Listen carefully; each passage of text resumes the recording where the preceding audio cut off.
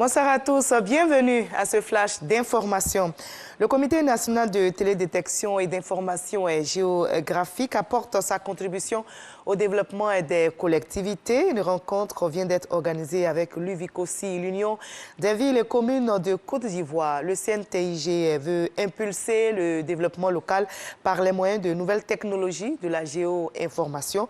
De nouveaux outils sont donc mis à la disposition des élus locaux, nous rapporte Grace Kando. Le Comité national de télédétection et d'information géographique, CNTIG, présente aux élus locaux et aux ministres-gouverneurs les opportunités dont ils peuvent se saisir pour mieux gérer leur localité. L'outil phare, c'est le e-commune qui permet de faire la mobilisation des ressources propres des communes, qui permet à ces communes-là d'avoir de l'argent propre à eux pour aider les citoyens. L'autre outil, c'est le PSD, qui est le plan stratégique de développement, qui est une boussole, une orientation qui permet aux communes de faire leurs projections et sur cette ligne-là pour le développement dans les 5 à 10 années à venir. Nous avons aussi l'état civil que nous mettons en place pour les communes aussi.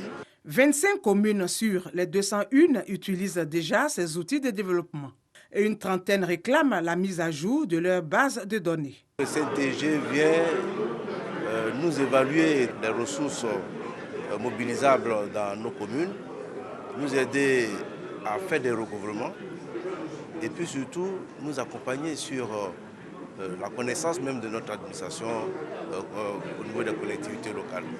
Quand vous parcourez toutes les communes de Côte d'Ivoire, nous avons des problèmes de cartographie. Un contribuable qui n'est pas identifié, comment nous pouvons faire le recouvrement? Si nos communes ne sont pas développées, si nos communes n'ont pas de ressources, nous ne pouvons pas mener à bien les grands chantiers structurants du chef de l'État.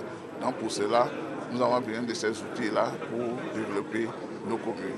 L'utilisation de ces innovations contribue à booster substantiellement l'économie locale des collectivités. C'est pourquoi, pour l'année 2022, le directeur général du CNTG compte mettre gratuitement à la disposition des collectivités ces différents outils de bonne gouvernance.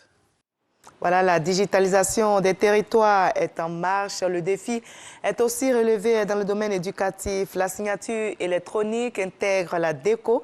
La direction des examens et concours a reçu une délégation du secrétariat chargée de la modernisation de l'administration. Une visite pour s'imprégner de l'état d'avancement du projet e-démarche administrative. La signature électronique intégrée à la DECO a des avantages, entre autres réduction des délais de traitement, pas besoin d'aller-retour pour signer des documents en format papier. Tout se fait en ligne par des utilisateurs qui peuvent être séparés par des milliers de kilomètres. Le temps de Noël, vous le savez, est un moment de rapprochement vers Dieu, mais aussi de partage. Et les chrétiens de l'Église méthodiste unie de Côte d'Ivoire, du côté d'Azuriti, dans la commune de Grand-Bassam, ont choisi cette période de festivité de la nativité de Jésus-Christ pour un culte d'action de grâce, à Dieu. Et le culte a eu lieu ce dimanche, lendemain du jour de célébration de Noël. Et ce culte a eu lieu en présence de la chefferie du village, du maire de la commune de Port-Boué et de Joseph Olo, vice-président du Sénat par ailleurs, parrain de cette célébration. L'Afrique du Sud est en deuil. La nation arc-en-ciel vient de perdre une icône de la lutte contre l'apartheid. Desmond Tutu a tiré sa révérence ce dimanche 26 décembre. Il était âgé de 90 ans. L'archevêque, prix Nobel de la paix, décerné en 1984, aura joué jusqu'au bout le rôle de conscience morale de l'Afrique du Sud en critiquant les niveaux de violence et de corruption. Il manquera cruellement à la nation arc-en-ciel, une expression qu'il avait inventée. Desmond Tutu manquera à toute l'Afrique.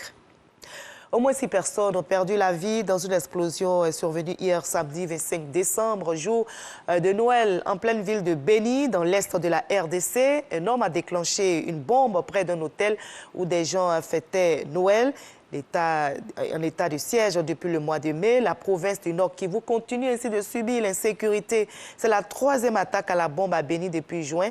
La première avait visé une paroisse catholique, faisant 2 blessés parmi les fidèles. Et l'État de Bahia au Brésil connaît depuis le mois de novembre des pluies très importantes. Une tempête tropicale survenue le vendredi 24 décembre dernier a plongé 66 municipalités en urgence absolue. Les secours s'organisent, mais la situation reste complexe. Maisons, marchés, routes et ponts, et tout est sous l'eau, comme vous le voyez sur ces images. Depuis début novembre, des pluies d'une intensité exceptionnelle se sont abattues sur cette région du Brésil, causant la mort de 17 personnes. Et nous, on va se retrouver avec la bonne météo à 20h. À tout à l'heure.